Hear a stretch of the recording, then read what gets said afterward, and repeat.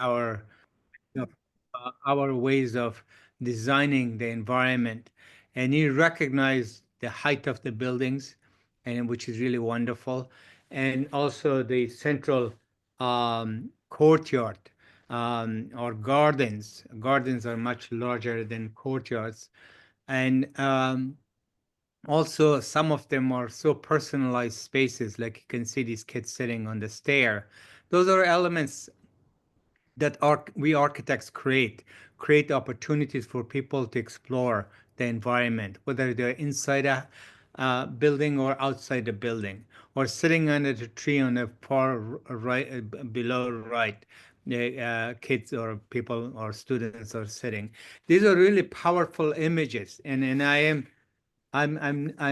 absolutely certain that you have learned incredible lesson from doing this. Now, there's something else in here I noticed. If I to sort of use my own imagination, there's a lot of spaces that they're uh, um, pushed in to create these vestas or these shaded areas as part of architecture, whether it's in the ground level or above it. The facade is pushed in to create this brise-soleil to create the walls or the surfaces to receive shades and shadow, which is very playful in architecture. You can see it on the top middle, that I don't know what that building is, and with the structures are expressed with the columns and the plates, the floor plates, or even come out. Very honest, decent piece of architecture that we can learn a lot about so-called Afghan architecture, or even modernizing um,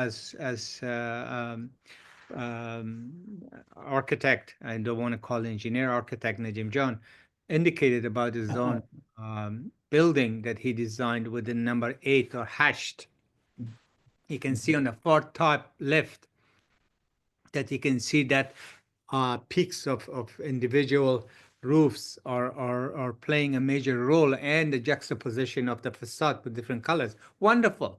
I think for an institution, that is really very honest borrowing from other countries or other places or other regions to fit the so-called Afghan tradition. And I really admire these images. Going down to your next panel, here it becomes a bit more, I guess, uh, losing that identity. Not losing, but sort of trying to mimic directly from another region, at the same time losing the taste of what you had in the first 6 images that you showed. And I think you should really realize that. You should practice that in your architecture when you start designing. And I'm so proud of you going into the analysis down to the next panel that you went and created these forms. Can you go to that? And I'm particularly interested. I'm particularly interested on the number 5, that part of the building is gone underground. I'm really fascinated what transpired that, because that is perhaps, to me, as an architect, that's perhaps the most uh, uh, telling piece of form that your mind plays with the surface of Earth and the building. Building doesn't always have to sit on it. It can go under or can go above. Architects have tried that. But I'm quite fascinated why you abandoned that. Um, and the fifth option, right? Left You're just talking. above it. Part of the building is under the ground. Okay, part of the building, there's a part that goes up and there's a part that is down, right? Right.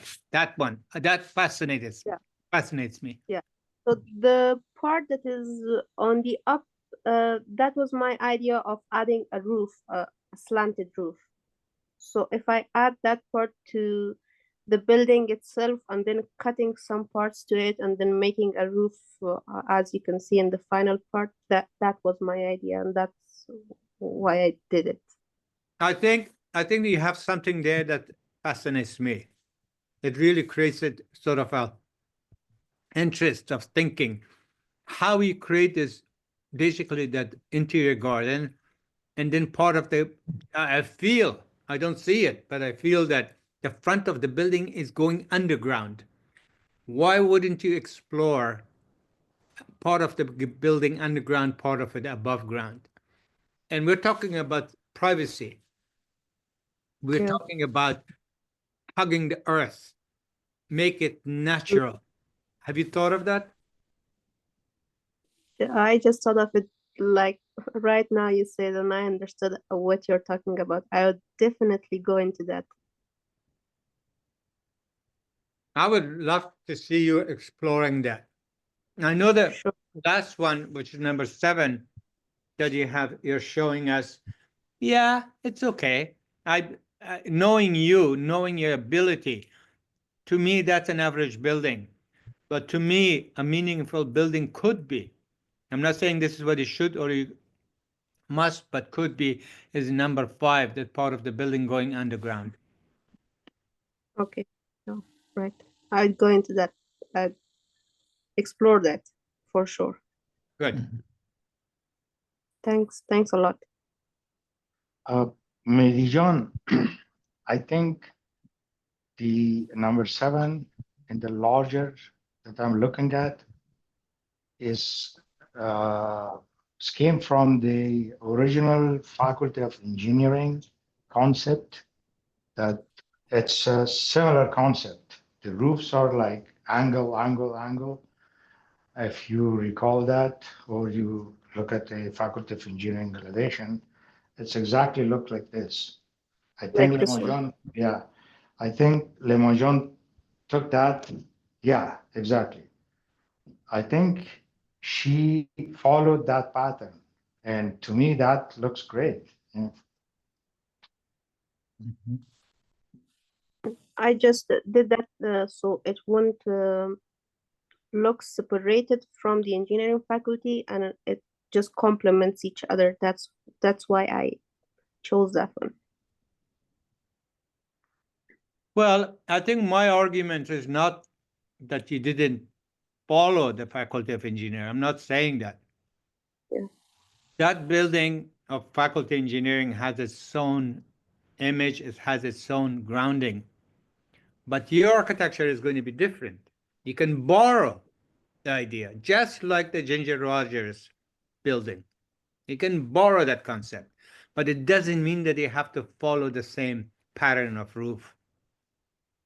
Yeah, right. Do you understand what I'm saying? I think Yes. you don't want to lose that opportunity to challenge yourself. Say, what happens if you take this, okay, if you like this pattern of roofing, and engage it in the number 5 part of the building underground? Did you ever question that? I I think totally understand what you're saying.